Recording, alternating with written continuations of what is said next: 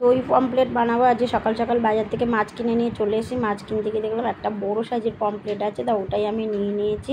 একটাতেই 500 গ্রাম ওজন হয়েছে আর 6 টুকরো হয়েছে। তা মাছটা আমি নিয়ে সে নুন ধুয়ে নুন হলুদ মেখে নিয়ে আগের থেকে কড়াই তেল গরম করতে দেওয়া ছিল।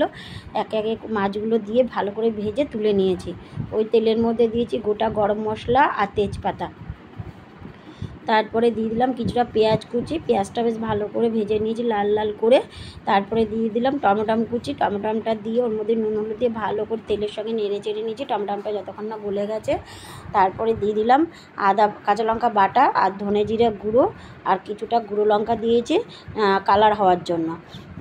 দিয়ে মশলাগুলোকে সব একসঙ্গে ভালো করে তেলের সঙ্গে কষিয়ে নিয়েছি। যতক্ষণ না পর্যন্ত মশলা থেকে তেল ছেড়েছে ততক্ষণ পর্যন্ত মশলাটা আমি ভাজতে থেকেছি। মশলা থেকে ভালো করে তেল ছেড়ে গেছে। আমি কিছুটা টক দই জল ঝরানো টক দই দিয়ে ভালো করে নাড়তে থেকেছি কেননা দইটা নাহলে ফেটে যাবে। যতক্ষণ না পর্যন্ত দই থেকে তেল ছেড়ে আসছে ততক্ষণ আমি দইটা মশলার সঙ্গে কষাতে থাকবো। দেখো দই থেকে তেল ছেড়ে গেছে, মশলাটাও সুন্দরভাবে কষানো হয়ে গেছে।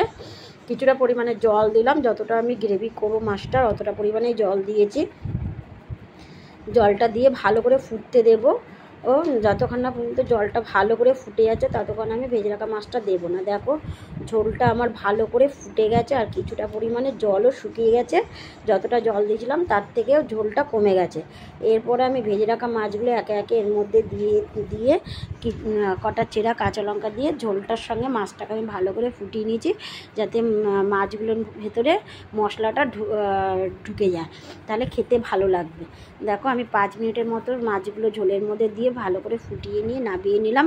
দই পমফ্লেট তৈরি।